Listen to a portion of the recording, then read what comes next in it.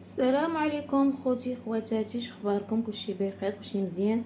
نتمنى ان شاء الله هذا الفيديو يلقاكم بخير وعلى خير وصحه جيده.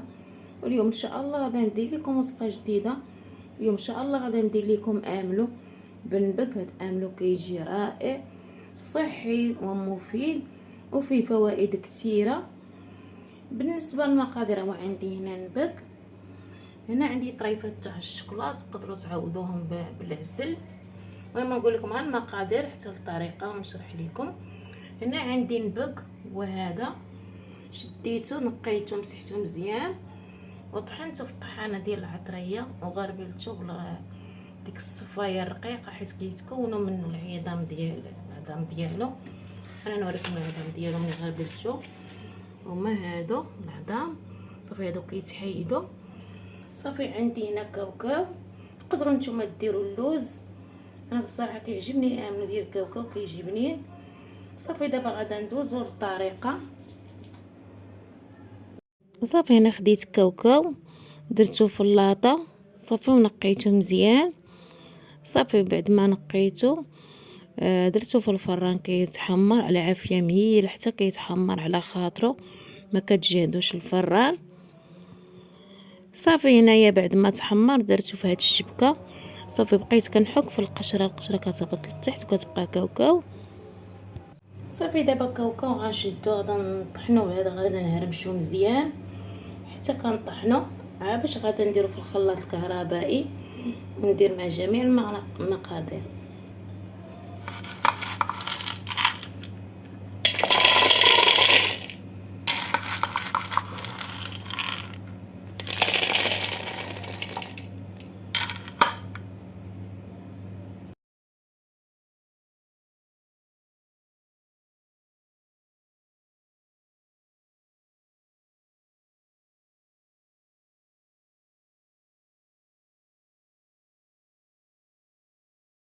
صافي هنا بعد ما طحنتو، صافي دابا غنكمل في الطحين حتى نكمل الكميه اللي عندي. انا هاد الكاوكاو دايره على حساب الزيت، كديروا كاوكاو على حساب الزيت البلديه اللي عندكم.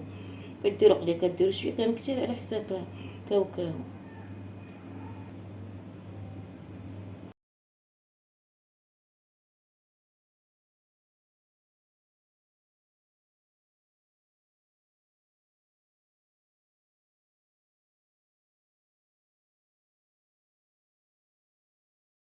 صافي هنا بعد ما طحنتو، صافي دابا غنكمل في الطحين حتى نكمل الكميه اللي عندي. انا هاد الكاوكاو دايره على حساب الزيت، كديروا كاوكاو على حساب الزيت البلديه اللي عندكم.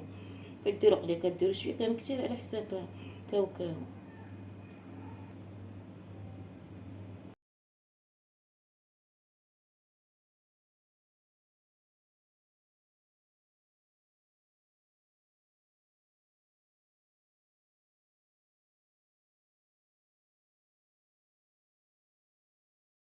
صافي دابا غادا ندير الزيت البلديه في الخلاط.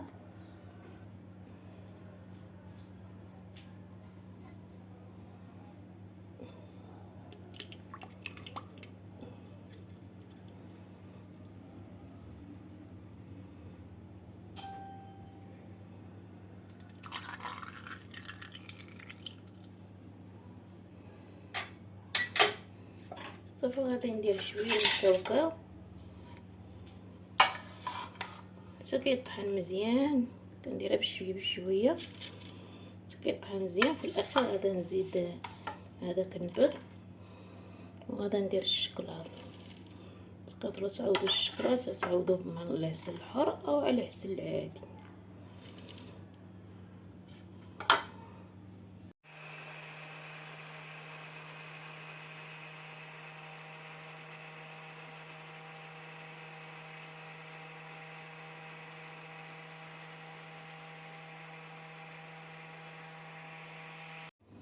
هنا تاني بعد ما طحنته غادا نزيد تاني الكاوكاو.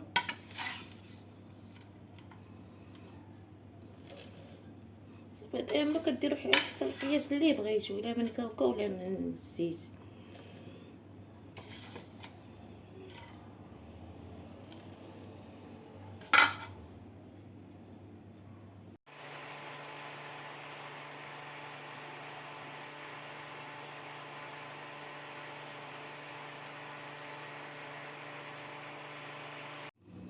صافي. دابا غادا نزيد نبك. كيجي نبك كيجي زوين، كيجي حلو، كيجي زوين. ديروا القياس اللي بغيتو. انا خديت 10 دراهم، تقدروا تاخذوا نتوما 5 دراهم على قياس كاوكاو او اللوز اللي بغيتو. المهم تتخلطوا معاه، فيه واحد الفوائد كثيره. شديتو نقيتو مسحتو صافي وطحنتو غربلتو صافي. دابا غادا نكمل في التخلاط.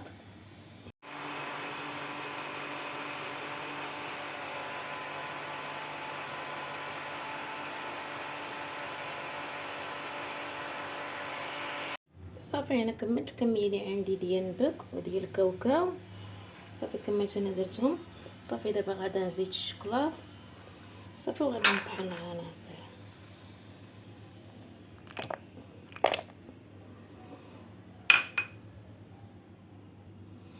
ها هو بعد ما طحنتو وكملتو نوريكم القوام ديالو كيف كيجي.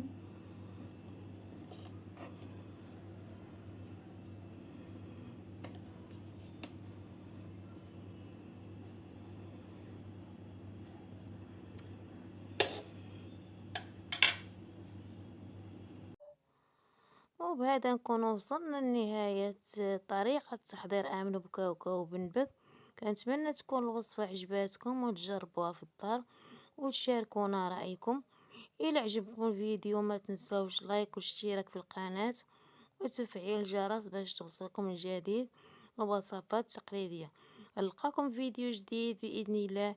إلى اللقاء فيديو آخر إن شاء الله.